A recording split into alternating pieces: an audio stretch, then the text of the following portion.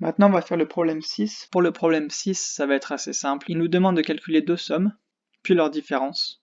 Donc on va devoir calculer la somme des nombres de 1 à 100 au carré, de cette manière-là, puis de cette manière-là, puis de faire la soustraction et de rentrer comme résultat ce nombre.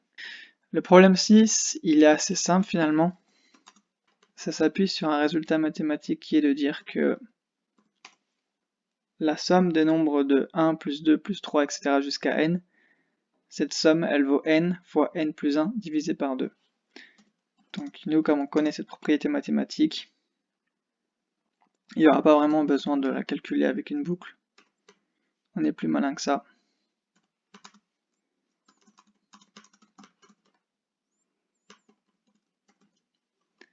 Plus 1 pour bien que ça soit inclus.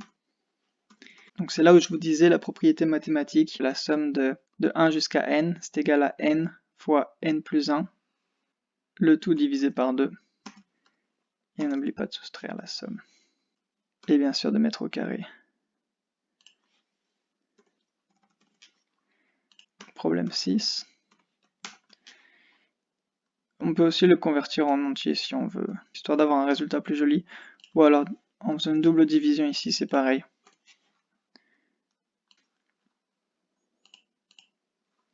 Voilà, 2640. Qu'est-ce qu'on avait trouvé ici? 2640 pour 10. Maintenant, si on change la variable limite, au lieu de 10, on va mettre 100. On obtient ce nombre-là. Est-ce que ce nombre-là est le résultat attendu? Voilà. Par rapport au problème 7, on peut déjà s'entraîner sur l'exemple. Donc on voit bien ici que le sixième nombre premier, c'est bien 13, ce qui était le résultat attendu. Du coup maintenant on va chercher à savoir quel est le 10 001e nombre premier. Donc pour ça il suffit juste de remplacer l'argument ici. Ce qui nous donne ce nombre-là. Nombre qu'on va rentrer dans les résultats.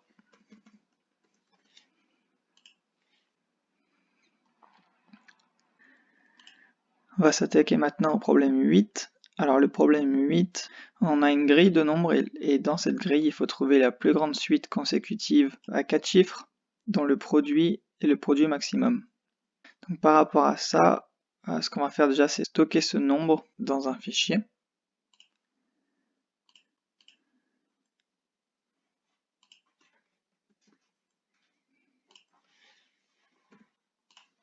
Et dans un premier temps, on va aller le récupérer. Donc, je vais créer une cellule supplémentaire. Donc pour récupérer un fichier, c'est simple, on a cette commande-là.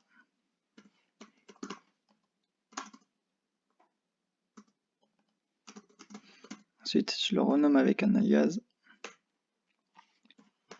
Je vais récupérer le nombre avec un join.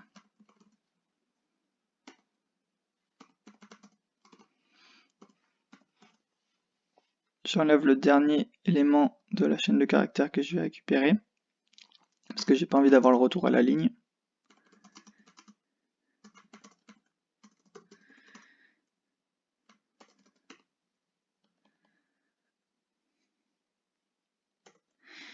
Et on n'oublie pas de fermer le fichier. Donc là-dessus, on peut maintenant faire un test et afficher le nombre qu'on a récupéré. Là-dessus, on va avoir besoin d'une nouvelle fonction product qui va effectuer le produit des nombres. Donc on récupère une chaîne de caractères.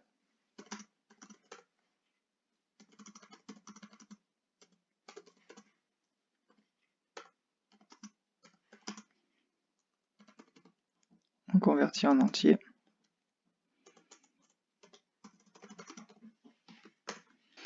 On peut faire par exemple le test, ce qui va donner 6.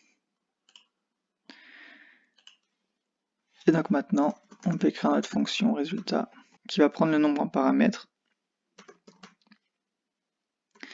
et la taille de la fenêtre qu'on va faire glisser. Donc ici, on récupère notre fenêtre. Maintenant, par rapport à l'exemple qu'on avait traité, 5832, ce qui était bien le résultat attendu. On a suffi de modifier ce paramètre-là en mettant 13, ce qui est demandé.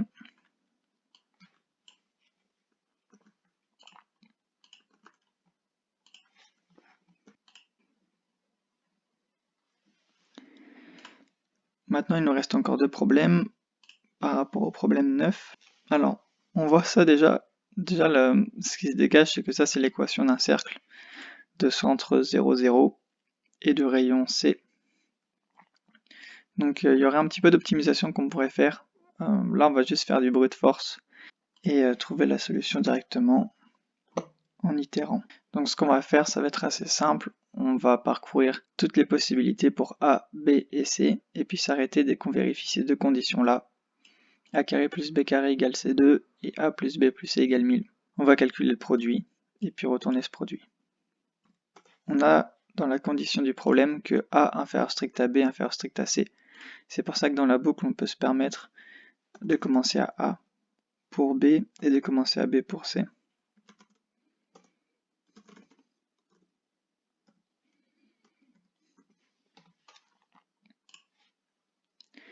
On exécute.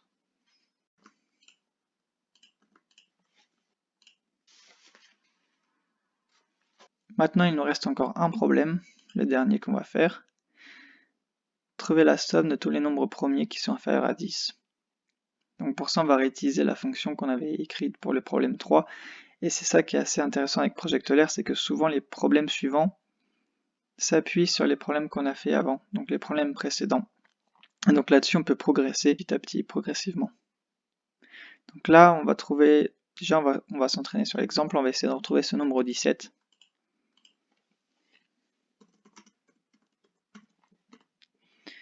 Donc on va s'arrêter à 10 pour le premier exemple. Et puis en une ligne, en utilisant les générateurs.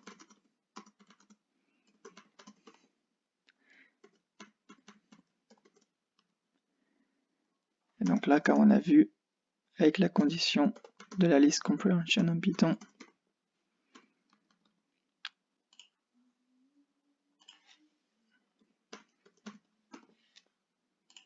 ce qui nous donne bien 17, ce qui était le résultat attendu. Maintenant, si on change cette limite avec le nombre attendu,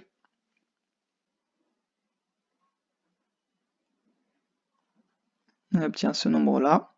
Est-ce que ce nombre-là est bien le résultat? On va voir ça tout de suite. Effectivement. Et là, on a débloqué une nouvelle récompense qui est Decathlete Solve 10 Consecutive Problems.